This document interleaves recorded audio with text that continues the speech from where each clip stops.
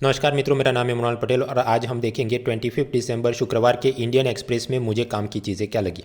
25 दिसंबर Christmas है, ये तो आप सब जानते हैं, लेकिन हमने एग्ज़ाम के लिए याद ये रखना है कि 25 दिसंबर Bharat Ratna former prime minister Atal Bihari Vajpayee का जन्म दिवस भी है और सरकार इसे गुड गवर्नेंस डे, सुशासन दिवस के रूप में मनाती है। तो गुड गवर्नेंस डे कब होता है? जवाब है 25 दिसंबर। आज के पेज 1 पे वैसे तो कोई बहुत ज़ोरदार समाचार नहीं है एग्ज़ाम के लिए। एक अमेरिकन जर्नलिस्ट डैनियल पर्ल, जिसको साल 2002 में पाकिस्तान में अपहरण करके उसका गला काट दिया था, उसमें आतंकवादी ओमर शेख, उसको उनकी कोर्ट ने छोड़ दिया है। वो सब बॉल बाय बॉल कमेंट्री जारी है, हमारे लिए काम का नहीं। आरबीआई ने एक रिसर्च पेपर जारी करके कहा कि हमारा इकोनॉमिक ग्रोथ वापस आ रहा है। भाई अभी 2 दिन पहले तो उनका गवर्नर बोल रहा था कि नहीं, रुक रुक के आ रहा है, तो पहले तय करो कि क्या हो रहा है। ऐसी बॉल बाय बॉल कमेंट्री, मेरा कहने का तात्पर्य ये है, कुछ काम की नहीं। अगले साल का इकोनॉमिक सर्वे आने दो, इसमें एक बार में उसने जो प्रिडिक्ट किया हो कि इतना ग्रोथ रेट रहेगा, बस हमने उतना ही याद करना है। एक कानून है armed forces special protection act यानी आप्सपा, 1990 में बना ये कानून। उसमें आर्मी जो जम्मू कश्मीर या नॉर्थ ईस्ट में काम करती है उनको बहुत सारी इम्यूनिटी दी जाती है कि सपोज़ कोई एनकाउंटर हुआ, आदमी मर गया, उसके लोग कोर्ट में जाके कुछ फरियाद करे तो उसकी फरियाद नहीं सुनी जाएगी वगैरह वगैरह। उनकी अलग से अपनी ट्रिब्यूनल होगी जो खुद से उसकी जांच करती है। पता चला आर्मी के कोई मेजर ने शोपिया डिस्ट्रिक्ट में कुछ इनोसेंट मजदूरों को मार दिया था और फेक एनकाउंटर कुछ ऐसा दिखाया कि ये आतंकवादी थे। उसकी सब इन्वेस्टिगेशन हुई और पता चला कि ये उन्होंने गलत किया था। अब इसकी ये सब केस चल रहा है, तो बॉल बाय बॉल कमेंट्री में वापस वही कॉलम शुरू होंगे कि ये arm forces special protection act को हटाना चाहिए, नहीं हटाना चाहिए। मैं आपको आगे भी बता चुका हूँ 10 बार और ये 11वीं बार बता रहा हूँ। Internal security, border issues, north east, Jammu Kashmir, ये सब एक बार में पढ़ के ख़त्म करो, उसके बाद बॉल बाय बॉल कमेंट्री देखने की ज़रूरत नहीं। तो कोई भी ई लर्निंग साइट से जाके PDF डाउनलोड करो मेंस के इंटरनल सिक्योरिटी वाले, वो जो भी 30-40 पेजेस पढ़ने होते हैं, पढ़ के एक बार में ख़त्म करो इसे, कि arm forces special protection act रखना चाहिए, नहीं रखना चाहिए, रखना चाहिए तो उसमें क्या सुधार करने चाहिए वगैरह। एनवायरमेंट मिनिस्ट्री का एक नियम होता है इको सेंसिटिव जोन्स। कोई प्रदेश को ये इको सेंसिटिव जोन डिक्लेयर करें तो वहाँ पर एनवायरमेंट, पेड़ काटने के और वो सब कानून और सख्त हो जाते हैं। वहाँ पर कोई नया बिल्डिंग, फैक्ट्री, रेस्टोरेंट लगाने की अनुमति नहीं देते या बहुत स्ट्रिक्टली देते हैं। वहाँ किसान के पास ज़मीन है तो वो किसी बिल्डर को नहीं बेच सकता वगैरह वगैरह। तो ऐसे जो नियम होते हैं, गुजरात में नर्मदा डिस्ट्रिक्ट में उसको लागू करने की कुछ बात चल रही है, विरोध प्रदर्शन जारी है। मध्य प्रदेश के भी कुछ लोग उसमें कुछ अपना विरोध जता रहे हैं। ये सब जो अभी बॉल बाय बॉल कमेंट्री चले, कुछ काम की नहीं। बाकी तो पेज 1 पे वही सब किसान कोरोना लव जिहाद जारी है, जो कुछ काम का नहीं। IIM अहमदाबाद की बिल्डिंग तोड़ के वापस नहीं बनाने की बात चल रही है और स्टूडेंट उसका विरोध कर रहे हैं, ये भी कुछ काम का नहीं। हाँ, मारपीट के उसमें से एथिक्स की केस स्टडी बना सकते हैं कि आप ये कॉलेज के डायरेक्टर हैं तो आप क्या करेंगे, विद्यार्थी विरोध कर रहे हैं। फिर हम चले पेज 2 अनुसंधान, कुछ काम का नहीं। पेज 3 स्टेट स्पेसिफिक न्यूज़ में भारत की सबसे पहली लिथियम रिफाइनरी गुजरात में बनने जा रही है। लिथियम ऐसा तत्व है जिसकी मदद से हम लोग मोबाइल की बैटरी, इलेक्ट्रिक व्हीकल की बैटरी बनाते हैं। भारत में तो उसके संसाधन कम है, तो हम लोग चीन से या ऑस्ट्रेलिया से लिथियम को इंपोर्ट करें और जैसे क्रूड ऑयल का रिफाइनिंग करके हम लोग पेट्रोल डीजल बनाते हैं, उसी तरह लिथियम का रिफाइनिंग करें। तो ऐसी भारत की सबसे पहली लिथियम रिफाइनरी गुजरात में बनने जा रही है, ऐसे एक समाचार। Page 4 again state specific news. आप जानते हैं जिन लोगों ने MBBS ख़त्म किया है तो उनको आगे पोस्ट ग्रेजुएट कोर्स करना हो कि MD बनना है अब मुझे, उसके लिए भी उनको नीट की एग्ज़ाम देनी पड़ती है। पोस्ट ग्रेजुएशन की नीट की एग्ज़ाम अलग से होती है, वो करीब फरवरी मार्च में होने वाली है। तो बहुत सारे MBBS डॉक्टर उन्होंने शिकायत की है कि हमको उसकी पढ़ाई के लिए टाइम नहीं मिल रहा है, तो हमें ये जो कोरोना की कंपलसरी ड्यूटी है उसमें से मुक्ति मिलनी चाहिए, अगले 3 महीने के लिए हमको छुट्टी दे दो या हमारे काम के घंटे एकदम कम कर दो वगैरह। तो एथिक्स पेपर 4 केस स्टडी का मुद्दा, मान लीजिए आप हेल्थ सेक्रेटरी हैं, स्वास्थ्य सचिव यानी IAS ऑफिसर, और ये सभी ऐसे यंग MBBS, उन्होंने आपको लेटर लिखा है कि हमको 3 महीने की आप स्टडी लीव दीजिए वरना हम लोग स्ट्राइक पे जाएंगे। Then how will you address this? Page 5 पर बहुत बड़ा एडवर्टाइजमेंट है, काम का नहीं। पेज 6 स्टेट स्पेसिफिक न्यूज़ में कुछ काम का नहीं। पेज 7 वहाँ पर भी बहुत बड़ा विज्ञापन, काम का नहीं। Page 8 eastern dedicated freight corridor. Freight corridor मतलब क्या? वो रेलवे की और ज़्यादा बेहतर पटरियाँ बनाएंगे ताकि मालगाड़ी जो सामान, स्टील, फर्टिलाइज़र वो सब ले जा रही हो, वो और जल्दी जल्दी ले जा सके। तो ऐसा ईस्टर्न डेडिकेटेड फ्रेट कॉरिडोर बन रहा है। उसमें उत्तर प्रदेश का कोई एक पर्टिकुलर सेक्शन यहाँ से यहाँ तक उसका उद्घाटन होने वाला है। अब उसमें प्राइम मिनिस्टर जाएंगे, अब ये इतनी माइक्रोस्कोपिक इन्फॉर्मेशन वो कुछ काम की नहीं। So move to the next page. Page 9 again बड़ा विज्ञापन काम का नहीं। Page 10 columns. कॉलम में लेफ्ट साइड पर जो 2-2 पैराग्राफ के छोटे कॉलम होते हैं, एक तो वही रेट्रोस्पेक्टिव टैक्स, केन वोडाफोन की कमेंट्री चल रही है, काम की नहीं। दिल्ली के एजुकेशन मिनिस्टर मनीष सिसोदिया चाहते थे कि मैं उत्तर प्रदेश जाके उनकी स्कूलों का सर्वेक्षण करना चाहता हूँ, लेकिन उत्तर प्रदेश सरकार ने कुछ मना किया या कुछ तू मैं ऐसी चल रही है, हमारे लिए कुछ काम की नहीं। सांता क्लॉज के बारे में एक कॉलम, लेकिन उसमें कुछ एग्जाम पॉइंट ऑफ व्यू से है नहीं। पेज 10 पे बड़े कॉलम। आप जानते हैं नई शिक्षा नीति, न्यू एजुकेशन पॉलिसी जो 2020 में बनी, उसमें एक चीज़ है कि प्रादेशिक भाषाओं में, वर्नाक्यूलर लैंग्वेज में सब एजुकेशन को इम्पार्ट किया जाए। एजुकेशन मिनिस्ट्री के नीचे एक स्टैट्यूटरी बॉडी है जिसका नाम है AICTE। ये AICTE का काम है इंजीनियरिंग और दूसरे ऐसे टेक्निकल प्रोफेशनल कोर्सेज को वो रेगुलेट करता है, उसका सिलेबस, एग्जाम पैटर्न वगैरह। हाँ, तो AICTE ने मौज में आके एक नोटिफिकेशन जारी किया है कि इंजीनियरिंग की जो किताबें हैं उसका प्रादेशिक भाषाओं में हमने ट्रांसलेशन करना है।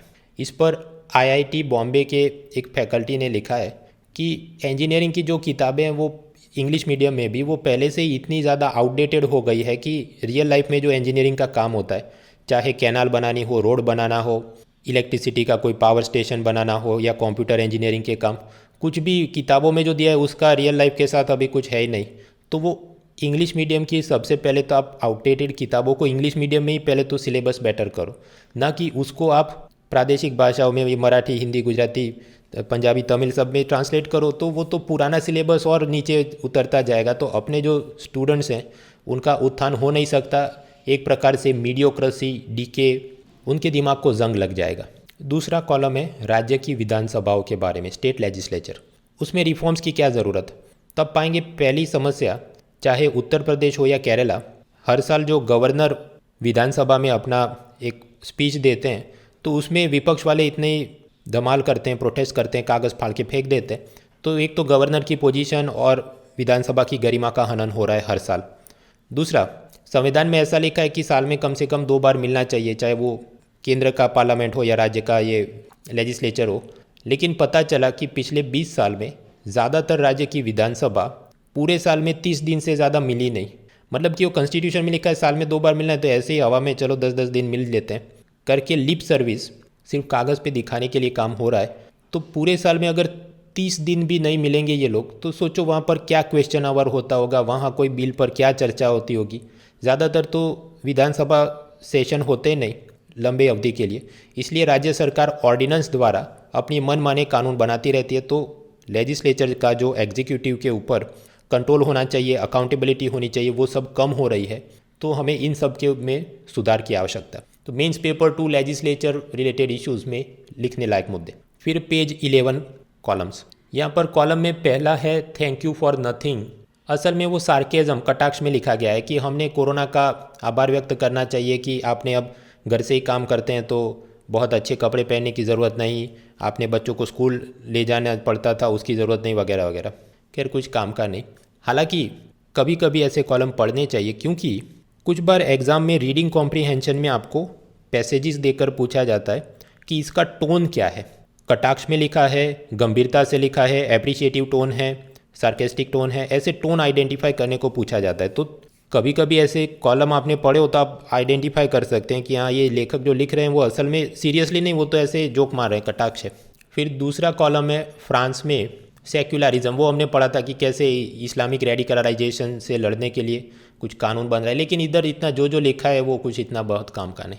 तीसरा कॉलम है पब्लिक यूनिवर्सिटी के बारे में। यहाँ पर कॉलमनिस्ट ने रहीम की एक पंक्ति लिखी है कि बेहतर होगा आप कोई एक बड़ी चीज़ को अकम्प्लिश करें, ना कि छोटी छोटी और 13-14 चीज़ों को करने जाएंगे तो उसमें से एक भी नहीं होगा, तो बेटर कि एक चीज़ पे फोकस करके उसको ख़त्म करो।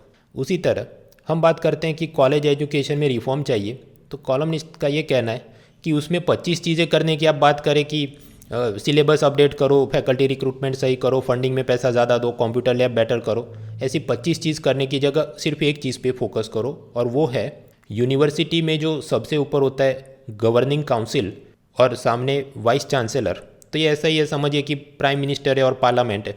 तो गवर्निंग काउंसिल वो वाइस चांसलर के ऊपर और ज़्यादा बेहतरी से निगरानी रखे, उसको ट्रांसपेरेंसी अकाउंटेबिलिटी को बेहतर किया जाए, that is need of the hour. क्योंकि भारत में अभी करीब 55 सेंट्रल यूनिवर्सिटीज़ हैं। केंद्रीय विश्वविद्यालय मतलब पार्लियामेंट ने अलग कानून बनाकर एक एक सेंट्रल यूनिवर्सिटी, समझो आंध्र प्रदेश में एक हो, तेलंगाना में एक हो, वगैरह बना के रखिए।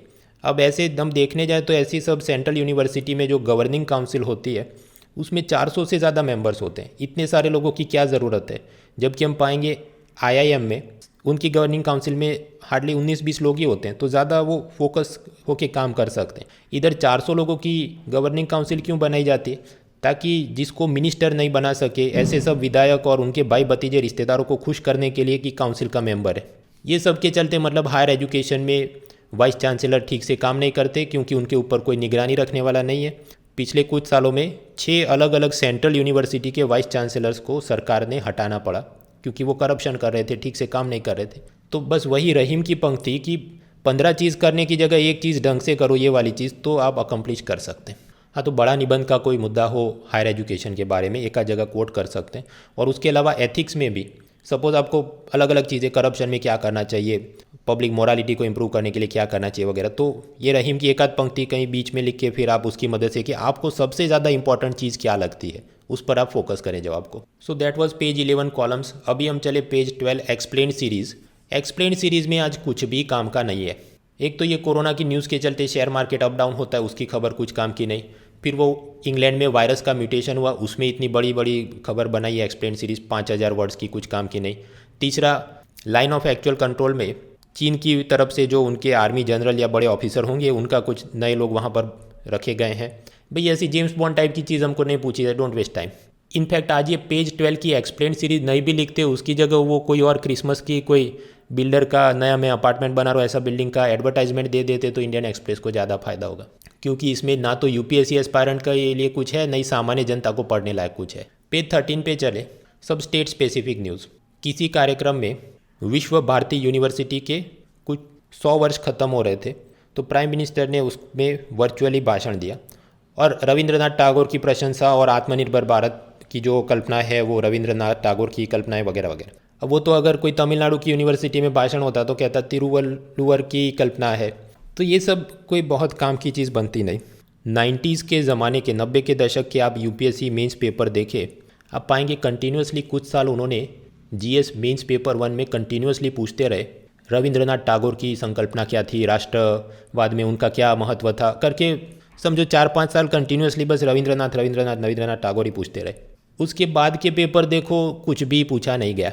इसे क्या साबित होता है, जैसे जैसे रूलिंग पार्टी चेंज होती है तो वो जो अलग अलग स्टेट के प्रोफेसर होते होंगे पैनल में उनको भी बदला जाता होगा। तो आज की तारीख में आपको तैयार करना है तो किसको तैयार करना चाहिए, टैगोर की थोड़ी बहुत ही जानकारी होनी चाहिए। करना है तो आप वाजपेयी को तैयार किए, दीनदयाल उपाध्याय, मदन मोहन मालवीय, उनकी विचारधारा करिए तो कुछ फ़ायदेमंद होगा। इधर कांग्रेस बीजेपी की हमको कोई परवाह नहीं करनी, हमारा ऑब्जेक्टिव क्या है, we want to get selected. तो आज अगर बीजेपी नहीं कांग्रेस की सरकार होती तो क्या करते, हाँ तो हम नेहरू के बारे में और पढ़ते भाई। तो मैं कमेंट सेक्शन में देखता हूँ कुछ लोग बहुत भावुक हो जाते हैं, आपने ऐसा क्यों कहा वैसा क्यों। भाई हमको परीक्षा पास करनी है, उसके लिए जो करना है वो हम करेंगे। टाइम अपना बर्बाद नहीं होना चाहिए ऐसी चीज़ों में जो एग्ज़ाम के लिए काम की नहीं। हाँ, तो रविंद्रनाथ टैगोर की आत्मनिर्भर की विभावना क्या थी, भाई बहुत कम चांस दिखता है ऐसा कुछ पूछा जाए मेंस में, तो थोड़ा पढ़ो आगे बढ़ो। पेज 14 में भी स्टेट स्पेसिफिक समाचार, लेकिन उसमें से अच्छे खासे एथिक्स और पॉलिटी के लिए हमको प्रश्न मिलते हैं। आप जानते हैं 25 क्रिसमस है, 31 दिसंबर मतलब न्यू ईयर की पहले की नाइट के बहुत ज़्यादा सेलिब्रेशन होते हैं। तो केस स्टडी कर्नाटक के एक न्यूज़ से मैंने बनाई है। मान लीजिए आप ये बेंगलुरु डिस्ट्रिक्ट के डीएम है, डिस्ट्रिक्ट कलेक्टर, आपको पावर है वो सीआरपीसी के अंतर्गत सेक्शन 144 आप कर्फ्यू जारी कर सकते हैं। और मान लीजिए आपने नाइट कर्फ्यू घोषित किया है कि ये 25 दिसंबर से लेके 2 जनवरी तक किसी ने भी रात को घूमना नहीं है बाहर, क्योंकि कोरोना संक्रमण बढ़ सकता है और आप नहीं चाहते कि लोग ये सेलिब्रेट करने के मूड में कोरोना और बढ़े। लेकिन आपके इस नाइट कर्फ्यू निर्णय का काफ़ी विरोध हो रहा है। बहुत सारे नौजवान ट्विटर पे जाके कैंपेन चलाने लगे कि मुझे 31 जनवरी को मुझे ड्रग्स चाहिए, मुझे ड्रग्स चाहिए, मुझे ड्रग्स दो, मुझे ड्रग्स दो। और फिर ये पब रेस्टोरेंट डिस्कोथेक वाले वो भी उसको फ्यूअल कर रहे हैं ट्विटर पे कि हाँ हाँ ये सब होना चाहिए क्योंकि हमारा बिजनेस चला जाएगा। राज्य का जो फाइनेंस डिपार्टमेंट है उसको भी पैसा चाहिए कि जमकर 31 दिसंबर को लोगों को शराब पीने दो, ताकि बहुत ज़्यादा हमको स्टेट एक्साइज और स्टेट वैट में ये शराब की बिक्री पर हमको बहुत सारा टैक्स का पैसा मिले। तो हर जगह से आपके ऊपर दबाव बन रहा है, ये यूथ और रेस्टोरेंट ओनर्स और ये इवन फाइनेंस डिपार्टमेंट से भी प्रेशर आ रहा है। So as an IAS officer what will you do? ऐसा कोई प्रश्न मेंस पेपर 4 एथिक्स में पूछा जाए या इंटरव्यू में पूछा जाए, सबसे बड़ी गलती तो लोग ये करते हैं, कई बार मॉक इंटरव्यू में ऐसे प्रश्न में वो क्या जवाब देते हैं, मैं फाइनेंस डिपार्टमेंट को कहूँगा मुझे लिख के दो। वो फिल्म में कुछ ज़्यादा देख लेते हैं तो वो लिख के दो। भाई रियल लाइफ में कोई आपको कुछ लिख के नहीं देगा। वो जो भी गलत काम करवाने होते हैं वो फ़ोन पर या मुंह पे इनफॉर्मली अनौपचारिक रूप से बोल के ही बताते हैं, कोई आपको लिख के देने वाला नहीं है। दूसरा, आप जानते होंगे मेडिकल कॉलेज में, इंजीनियरिंग कॉलेज में रैगिंग का उपद्रव बहुत ज़्यादा होता है कि वो सीनियर विद्यार्थी होते हैं वो जूनियर को परेशान करते हैं वगैरह, इसलिए जूनियर हमेशा सीनियर को सर और उनके दबाव में ही एकदम गुलाम की तरह रहे। ऐसा कुछ कॉलेज में होता है। IAS के बारे में बोला जाता है कि वो एक स्टील फ्रेम है कि कौन सी कांग्रेस बीजेपी कोई भी सरकार आए जाए उससे ही प्रशासन चलता है ना। With in this steel frame आप पाएंगे उनकी हायरार्की, सीनियरिटी को बहुत सम्मान रखा जाता है। मतलब आप IAS ऑफिसर हैं, आपके ऊपर कोई 1 साल भी सीनियर हो तो मतलब उसकी बहुत सम्मान आपने रखनी पड़ती है। चू नहीं कर सकता कोई कि मुझे लिख के दो ये वो, वरना ऐसी होशियारी जो मारे तो वो जो उसके सीनियर होते हैं पूरी ज़िंदगी उसको कैरियर में परेशान करते रहते हैं। उसका किधर पोस्टिंग होता है, किधर ट्रांसफ़र होता है, प्रमोशन की फाइल अटकती है नहीं अटकती है। तो इस टाइप का कि मैं लिख के दो ऐसा बोलूँगा, ये इंटरव्यू में जचता नहीं। वो जो बोलता है तो इंटरव्यू पैनल वाले को भी पता चल जाता है कि ये बहुत आइडियलिस्टिक, वो किधर से पढ़ के आए, मतलब फिल्में ज़्यादा देखता है। तो जवाब क्या हो सकता है कि आप अपने निर्णय पर जारी रहेंगे, अगर ज़रूरत पड़ी तो आप सामने से लिखित में कुछ जवाब देंगे। आप अपने सीनियर को ऐसा नहीं बोल सकते कि तुम मुझे लिख के दो, that is not the right way to behave in the bureaucracy. तो आप सोचिए आप इसका क्या करेंगे, that is your case study. दूसरा, भीमा कोरेगांव बैटल एनिवर्सरी। अंग्रेज़ों के ज़माने में 1 जनवरी 1818 ब्रिटिश आर्मी और मराठा पेशवाओं के बीच लड़ाई होती है। ब्रिटिश आर्मी में महार सोल्जर्स ने पेशवा के सोल्जर्स को कोरेगांव, ऐसी महाराष्ट्र में एक जगह, वहाँ पर हराया था और वहाँ ब्रिटिश द्वारा एक जय स्तंभ मेमोरियल बनाया गया था, स्मारक बनाया गया था। हालांकि कुछ मराठा हिस्टोरियन बोलते हैं कि ये पूरी कहानी गलत है और वहाँ पर पेशवा की हार नहीं हुई थी, पेशवा की जीत हुई थी वगैरह। खैर, हर साल schedule caste community from the Mahar community, वो लोग उस दिन को कमेमोरेट करने के लिए वहाँ पर विजिट करते हैं। 2018 में भी गए थे, लेकिन फिर कुछ तू में और बढ़ गई और शेड्यूल कास्ट कम्युनिटी और मराठा के बीच कुछ हंगामा हुआ था। उसके बाद अब स्वाभाविक है 1 जनवरी को ऐसे कुछ घटना है तो 2021 को भी होगी। तो वहाँ के महाराष्ट्र के ये जो इलाका है उसके कलेक्टर ने एडवांस में CRPC सेक्शन 144 के अंतर्गत सब नोटिफिकेशन की वहाँ कोई नहीं जाएगा, पाबंदी है इलाके में आने की जाने की, ऐसा कुछ किया है। हाँ, तो हमारे लिए कुछ काम का है क्या भाई? क्योंकि कंट्रोवर्शियल इवेंट है तो चांसेस तो बहुत कम ही है कि UPSC कुछ इसमें से पूछे, क्योंकि कुछ भी पूछे तो सामने वाले लोग कहेंगे ये पूरी हिस्ट्री का इंटरप्रिटेशन ही गलत है। लेकिन हमने ये एक बार में जान लिया, अभी समझिए 1 जनवरी को होने वाला है, तो अब से लेके 1 जनवरी और भगवान नहीं करे उस दिन कुछ दमा लो तो उसके बाद भी 15 दिन तक कॉलम में यही चलता रहेगा, चाहे इंडियन एक्सप्रेस हो या द हिंदू। तो मैं आपको आज ही बता देता हूँ कि यह हमारे लिए काम का नहीं है। तीसरे समाचार, उत्तर प्रदेश में किसी नागरिक ने ऐसा ट्विटर पे लिखा था कि उत्तर प्रदेश जंगल राज बन गया है, गुंडा राज बन गया है, योगी सरकार ठीक से काम नहीं कर रही। पुलिस ने उसको पकड़ लिया। इलाहाबाद हाईकोर्ट ने उसकी FIR को रद्द किया है। हाईकोर्ट ने पाया कि अपने संविधान के अंदर आर्टिकल 19, जहां पर फ्रीडम ऑफ एक्सप्रेशन, अभिव्यक्ति का स्वातंत्र्य है, तो ये फ्रीडम ऑफ एक्सप्रेशन का मतलब ये भी है कि राइट टू डिसेंट, मतलब किसी चीज़ को न मानना और कहना कि मैं इससे असहमत हूँ, कि मैं असहमत हूँ कि यूपी में कानून व्यवस्था बहुत अच्छी है। तो अगर कोई आदमी ऐसा लिखता है, बोलता है, तो उसका मतलब ये नहीं कि वो क्रिमिनल है ना। हर एक नागरिक को राज्य का जो भी माहौल चल रहा है उस पर कमेंट करने का अधिकार है, इसलिए उसकी FIR ही रद्द कर दी गई। एग्जैक्ट केस एक जगह पर वो काम का नहीं, लेकिन ये चीज़ मतलब किधर एथिक्स में लिख रहे हैं, बेंच पेपर 2 के अंदर गवर्नेंस के मुद्दे, वहाँ पर कोट करने लायक चीज़ कि फ्रीडम ऑफ एक्सप्रेशन में राइट टू डिसेंट, असहमति, वो भी हमारा एक अधिकार है। स्टेट स्पेसिफिक न्यूज़ में तीसरे समाचार उत्तराखंड से।